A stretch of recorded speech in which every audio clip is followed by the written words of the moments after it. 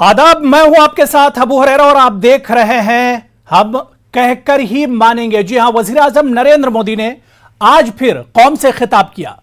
वजीर आजम ने अवाम से कोरोना को शिकस्त देने के लिए फिर अपील की है, लेकिन कई इश्यूज जिन पर अवाम को उम्मीद थी कि वजीर आजम इन इश्यूज पर बोलेंगे, उस पर वजीर आजम नहीं बोले। सिर्फ वजीर आजम ने कोरोना पर बात की और उन्होंने कोरोना से बचने की अपील की। वजीर आजम ने कहा कि जब तक दवाई नहीं तब तक ढिलाई नहीं। उधर राहुल गांधी को उम्मीद थी कि वजीर आजम नरेंद्र मोदी चीन के मुद्दे पर बात करेंगे। गरीब मजदूर और किसानों को उम्मीद थी कि वजीर आजम महंगाई और बेरोजगारी पर वार करेंगे। तो मुल्क की बेटियां इस इंतजार में थीं कि वजीर आजम नरेंद्र मोदी बेटियों की सलामती और इनकी हिफाजत पर कोई बड़ा बयान देंगे, लेकिन नहीं।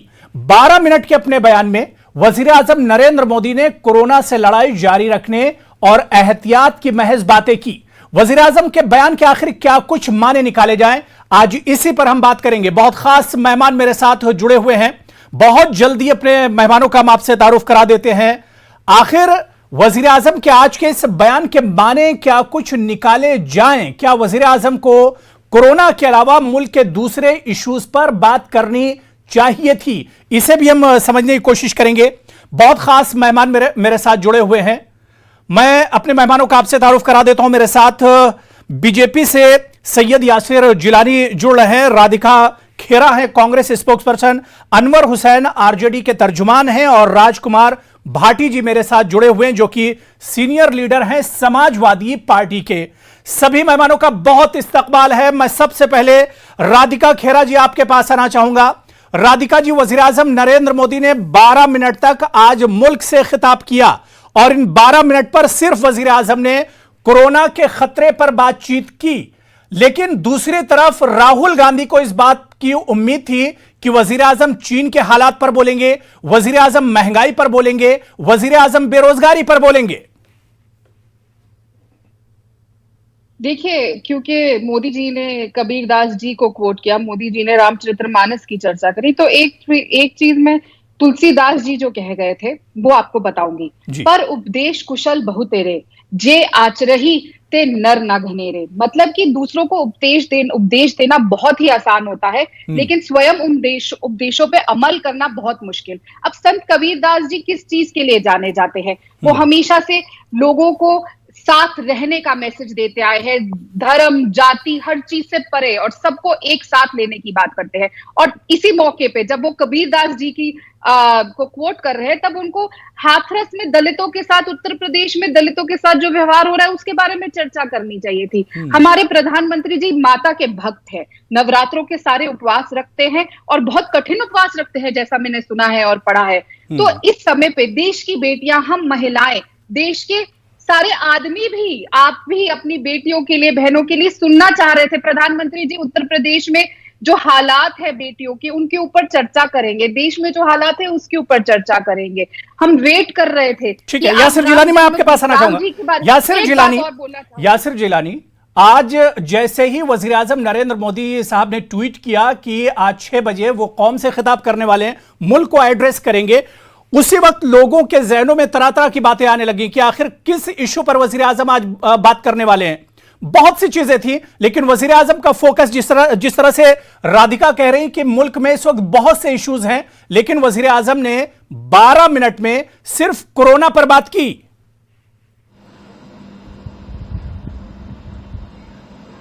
देखिए अबू हुरैरा साहब, मैं आज राधिका जी जो बात कह रही हैं, आज भी वो राजनीति कर रही हैं, लेकिन आज मैं सिर्फ प्रधानमंत्री ने जो 12 मिनट का एड्रेस किया है उसी के ऊपर चर्चा करना चाहूंगा। और मैं चाहूंगा कि भारत के जनमानस और न्यूज 18 उर्दू के जो नाजरीन आपको देखते हैं, उनको मैं ये बता सकूं कि उन्होंने सिर्फ और सिर्फ इस पैंडेमिक को लेके जो अभी तक काम किया है सरकार ने, किस तरीके से उन्होंने कहा कि हमारे टेस्टिंग का अभी रेशियो क्या है, हमारे पास टेस्टिंग सेंटर कितने हैं, हमारे पास बेड्स कितने हैं, हमारे पास कितने इंतजाम हैं, और हम जब तक दवाई नहीं तब तक कोई ढिलाई नहीं। इस मैसेज को मैं चाहता हूं कि जन जन तक पहुंचे, क्योंकि ये मसला देखिए, उन्होंने एक खेत में उगे हुए फसल का एग्जाम्पल दिया कि कई बार हमें ये दिखता है कि ये जो फसल है ये पूरी बराबर हो चुकी है, लेकिन जब हम वहां पहुंचते हैं तो हमारे हाथ में कुछ भी नहीं लगता है। तो इस वक्त हमें एहतियात की बेहद जरूरत है। हम कहीं ओवर कॉन्फिडेंस में जो हमने अब तक हमारे जितने भी यासिर जिलानी साहब, राहुल गांधी इंतजार कर रहे थे कि वजीर आजम साहब चीन पर बोलेंगे। चीन बहुत बड़ा इशू है इस वक्त, इसके अलावा बहुत से इश्यूज हैं मुल्क में, लेकिन राहुल गांधी को इंतजार था। राहुल गांधी ने ट्वीट किया कि मैं इंतजार कर रहा हूं कि पीएम मोदी आज चीन पर क्या बोलने वाले हैं। क्या नहीं बोलना चाहिए था वजीर आजम को चीन पर? अबू हुरैरा साहब, देखिए जो राहुल गांधी साहब का जो पूरा का पूरा इतिहास है, आप जानते हैं कि उनको चीन से कितनी मोहब्बत है, तो उन्हें हर वक्त सोते जागते चीन दिखाई देता है। और भी बहुत नहीं, सारे तो सरकार को चीन की फिक्र नहीं है यासिर जिलानी, जिसको सरकार को चीन की फिक्र नहीं है चाहिए, जो सोचते नहीं है। सरकार को चीन की फिक्र नहीं है यासिर जिलानी साहब। देखिए, सरकार अपनी करवद जो करवद एक वर्ड उन्होंने बोला है कि मैं गुजारिश कर रहा हूं, मैं आपसे जज्बात में आके जो वजीर आजम ने कहा है कि मेरी गुजारिश मेरे जनमानस से है कि वो एहतियात बरते। देखिए, ये फेस्टिवल सीजन आ रहा है, उन्होंने फेस्टिवल्स की बात करी, उन्होंने तमाम त्योहारों के, भारत के दशहरा, दिवाली, ईद, गुरु पर्व तक उन्होंने जो बात कही उसमें कहा कि जिस तरीके का एहतियात हमें बरतना चाहिए, हमें अपने आप में जागरूकता और यकीन माने कि जब से उन्होंने यासिर जिलानी, मैं दोबारा से आता हूं, बहुत से मसाले अपोजिशन इस पर लगातार सवाल भी उठा रहा है। मैं भाटी जी आपके पास आना चाहूंगा। राजकुमार भाटी जी, जिस तरह के यूपी में हालात हैं, कोई दिन ऐसा नहीं जहां पर किसी रेप, मर्डर या इस तरह की वारदात की खबरें ना आए।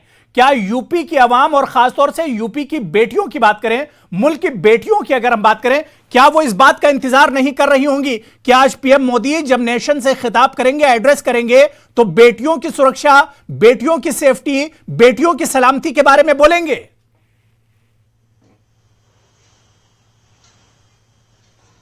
अबू साहब, कानून व्यवस्था प्रदेश का विषय है, ये तो हम मान सकते हैं कि प्रधानमंत्री को सामान्य परिस्थितियों में उस विषय पर बोलने की कोई आवश्यकता नहीं थी, लेकिन परिस्थितियां सामान्य नहीं है, विशिष्ट है उत्तर प्रदेश की।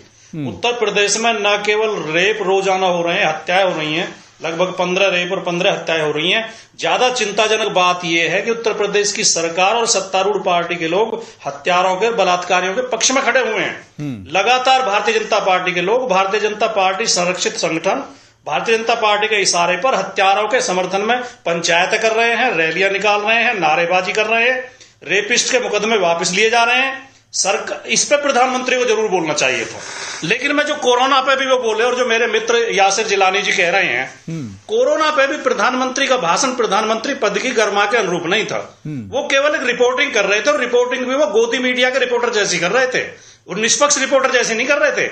उन्होंने 2-3 आंकड़े वो रख दिए जो उनके पक्ष में आते हैं। उन्होंने बता दिया कि हमारे देश की मृत्यु दर अमेरिका और ब्राजील और इन देशों से कम है, लेकिन उन्होंने ये नहीं बताया कि हमारी मृत्यु दर पाकिस्तान, बांग्लादेश, नेपाल और श्रीलंका से ज्यादा है। ये इसकी क्या वजह है?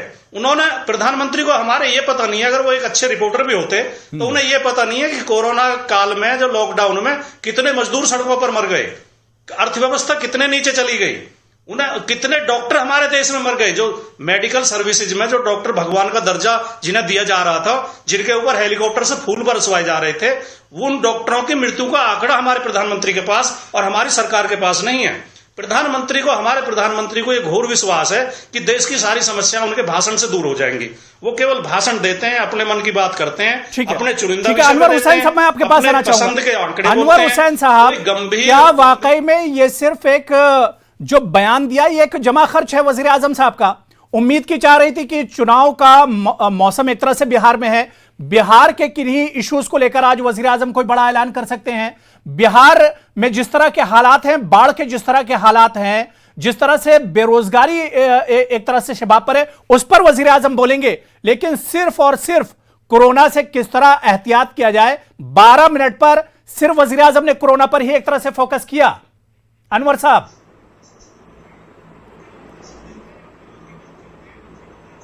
देखिए, 6 साल की जो उनकी सरकार रही है, उस सरकार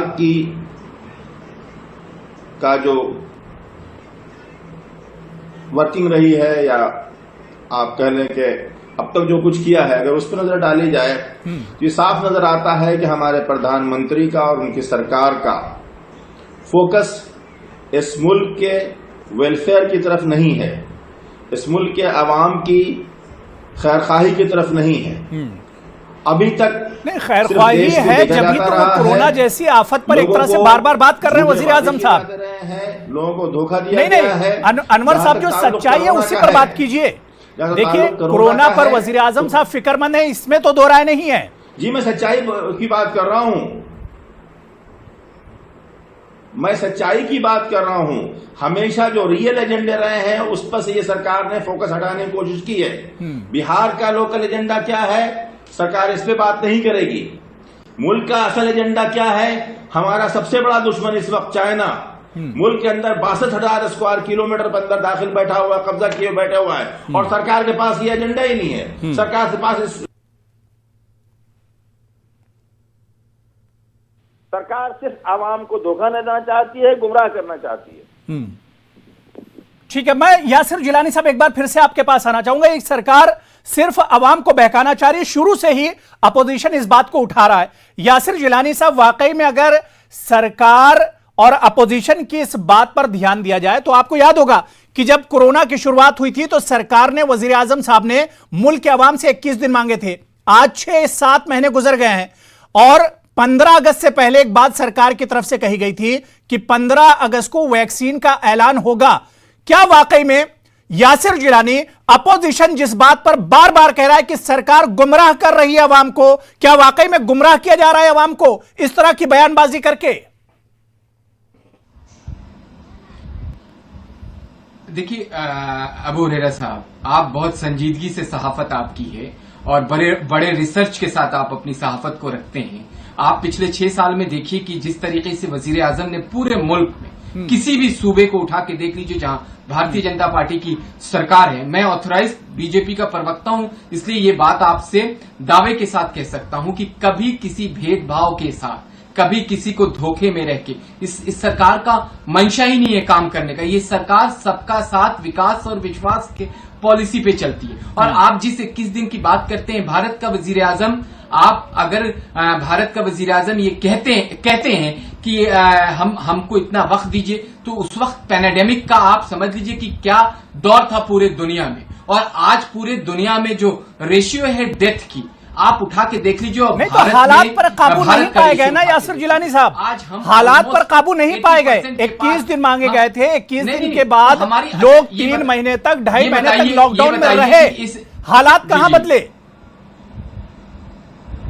जी नहीं, आज अगर लॉकडाउन नहीं होता तो आज जो हमारे पास इतने अच्छे रिजल्ट आ रहे हैं, जो हमारे साइंटिस्ट बता रहे हैं, जो हमारे मिनिस्टर ने अभी 3-4 दिन पहले जो science and technology minister doctor Harshvardhan ने जो बयान दिया है कि उसमें हम जो वैक्सीन की एडवांस स्टेज पे हम काम कर रहे हैं, आज हमारे वजीर आजम ने भी कहा है। तो आप देखिए कि अगर सरकार काम नहीं कर रही होती, सरकार संजीदा नहीं होती, तो कैसे इतने हम एडवांस स्टेज पे राधिका खेरा जी, हमारे राधिका जी, क्या सरकार संजीदा है?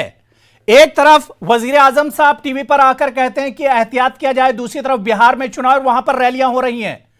इसके अलावा आप देखिए कि बंगाल में किस तरह से प्रोग्राम किए जा रहे हैं। क्या आपको लगता है कि वाकई में यह सरकार संजीदा है? देखिए, सरकार क्या कर रही है, क्या नहीं कर रही है, वो देश की जनता के सामने है। और जैसा यासिर भाई ने कहा कि हमें इसी बात पे चर्चा करनी चाहिए कि प्रधानमंत्री जी ने क्या कहा अपने संबोधन में, तो 2 बातें उनकी संबोधन की है जिसके ऊपर हमें बात करनी चाहिए। एक, उन्होंने कहा 2 गज दूरी है जरूरी और मास्क पहनना जरूरी है, लेकिन उनके सबसे बड़े नेता, उनके छोटे भाई अमित शाह साहब 2 दिन पहले जाते हैं एक पब्लिक टेम्पल जहां पे और लोग भी होते हैं मंदिर में पूजा करने, और उनका मास्क वहां पे गायब होता है। ऐसे कई अन्य लीडर, जब देश के होम मिनिस्टर, गृह मंत्री ऐसा काम करेंगे तो आप क्या सोचते हैं? प्रधानमंत्री जी ने कहा ताली बजाओ, थाली बजाओ, पीएम केयर फंड में डोनेट करो। जनता ने सब कुछ किया, जनता मास्क भी पहन रही है और 2 गज दूरी भी रख रही है, लेकिन क्या प्रधानमंत्री जी के स्वयं मंत्री ऐसा कर रहे हैं? दूसरी बात, प्रधानमंत्री जी ने सबको ईद की बधाई दी, दिवाली की बधाई दी, गुरपूरब की बधाई दी, लेकिन उस बारे में चर्चा नहीं करी जिनकी ईद और दिवाली और गुरपूरब तबाह कर दिया हमारे किसान भाई बहन, जो 3 काले कानून लाके जिससे किसान की रीढ़ की हड्डी तोड़ दी, जो सड़कों पे आज है, वो कौन सी ईद मना रहे हैं, वो कौन सी दिवाली मनाएंगे और वो कौन सा गुरपूरब मनाएंगे? क्या हरियाणा के किसान, पंजाब के किसान, कर्नाटक के किसान कोई भी त्योहार मना पाएंगे? प्रधानमंत्री जी तो आके कह के चले गए इन्हीं के बारे में, पर प्रधानमंत्री जी चर्चा नहीं करते। जैसा मैंने कहा, प्रवचन देना बहुत आसान है, सिर्फ अपनी बात पिछले 6 साल से ये देश कर ही क्या रहा है, सुन ही तो रहा है प्रधानमंत्री जी की दिल की बात, लेकिन जो जनता के ज्वलंत मुद्दे हैं उन पर चर्चा नहीं करी जा रही। क्यों वो बच रहे हैं बेटियों के बारे में बोलने से, क्यों वो बच रहे हैं दलितों के बारे में बोलने से, क्यों वो बच रहे हैं हाथरस के बारे में बोलने से, क्यों वो बच रहे हैं देश की इकोनॉमी जो कोविड की वजह से आज ऐसे हालात पे है, ताकि जिसके बारे में स्टिमुलस के बारे में दुनिया जो यासिर जिलानी आपको जवाब देना चाह रहे हैं, क्या वाकई में सरकार बच रही है? जो इश्यूज इस वक्त मुल्क के सामने हैं उससे बच रही है, कोरोना का सहारा ले रही है? सरकार कोरोना के पीछे छुप रही है, तमाम इश्यूज को छुपा रही है यासिर जिलानी साहब, जिसका बार बार अपोजिशन इल्जाम लगा रहा है। देखिए राधिका बहुत तेज तर्रार कांग्रेस की प्रवक्ता है, मैं जानता हूं इन्हें, लेकिन ये जब बात करती हैं तो सिलेक्टिव एमनेशिया के शिकार हो जाती हैं। ये हाथरस तो आपने नहीं यासिर जिलानी क्या मुल्क के दूसरे इश्यूज पर बात नहीं होनी चाहिए? कोरोना जाहिर सी बात है बहुत अहम है, कोरोना से बचाव बहुत जरूरी है, एहतियात बहुत जरूरी है, लेकिन क्या मुल्क की बेटियों की हिफाजत की बात नहीं होनी चाहिए? क्या बेरोजगार जो नौजवान है उनकी बात नहीं होनी चाहिए? यासिर जिलानी, उत्तर प्रदेश की सरकार कटिबद्ध है, सुन लीजिए, उत्तर प्रदेश की योगी सरकार प्रतिबद्ध कटिबद्ध दोनों है अपने जनमानस को लेके, और सख्त है। किसी भी अपराध किए हुए अपराधी को उत्तर प्रदेश की सरकार बख्शती नहीं है, चाहे वो कोई भी हो, और उसका नजारा राजकुमार भाटी जी क्या सच्चाई है जो बात यासिर जिलानी कह रहे हैं? क्या वाकई में जो कसूरवार है उनको कैसे किरदार तक पहुंचाया जाता है? क्या वाकई में उनके साथ सख्ती से यूपी में निपटा जाता है? लगातार इस तरह के वाकये हो रहे हैं। बिल्कुल भाटी जी से मेरा सवाल है, कितनी कटिबद्ध है और कितनी सख्ती के साथ अपराधियों से निपट रही है। जी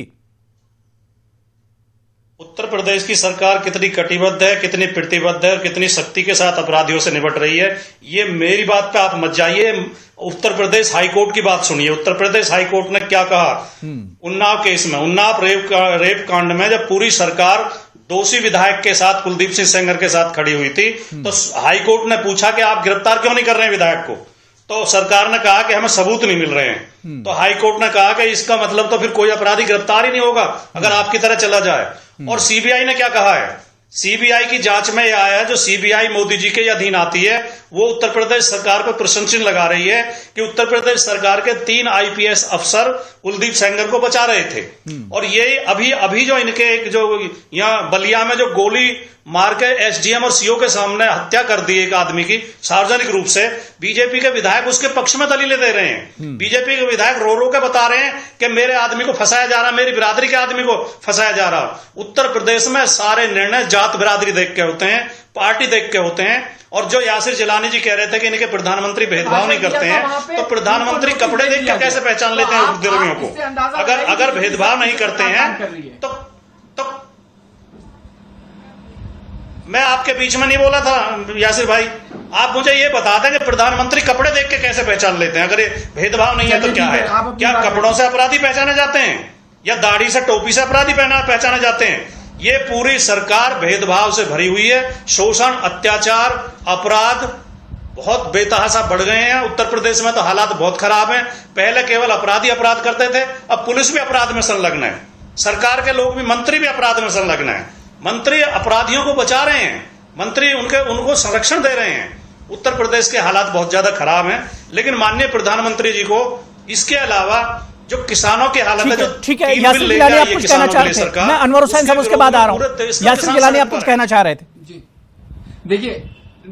देखिए भाटी जी जिस वक्त सपा की सरकार थी वो उस वक्त की बात कर रहे थे। सपा की सरकार में उनके मुखिया जो है मुलायम सिंह यादव ने रेप को लेके क्या बयान दिया था। ठीक है यासिर जिलानी मेरे ख्याल से पीछे की बातें ना की जाए।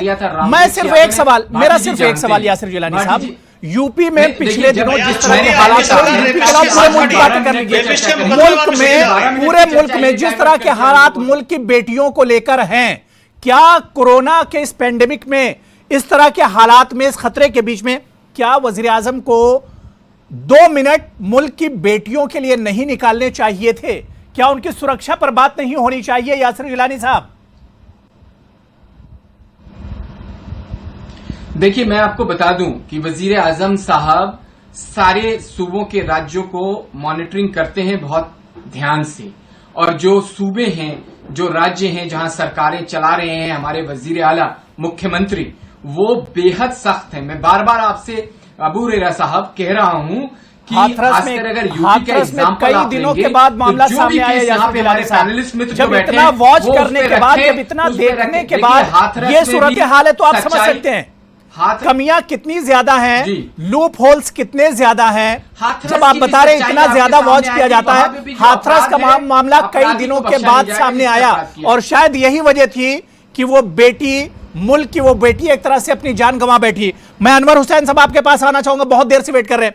अनवर हुसैन साहब, जिस तरह से चुनाव से पहले बिहार का पूरा अपोजिशन, जो अपोजिशन पार्टियां, वो नहीं चाहती थी कि इस तरह के हालात में, कोरोना के इस दौर में चुनाव हो, लेकिन सरकार ने और इलेक्शन कमीशन ने चुनाव पर एक तरह से राजी हुए और चुनाव हो रहे हैं। क्या चुनाव से ठीक पहले कोरोना पर जिस तरह से वजीर आजम साहब की तकरीर हुई, क्या कुछ इसका कनेक्शन आपको लगता है?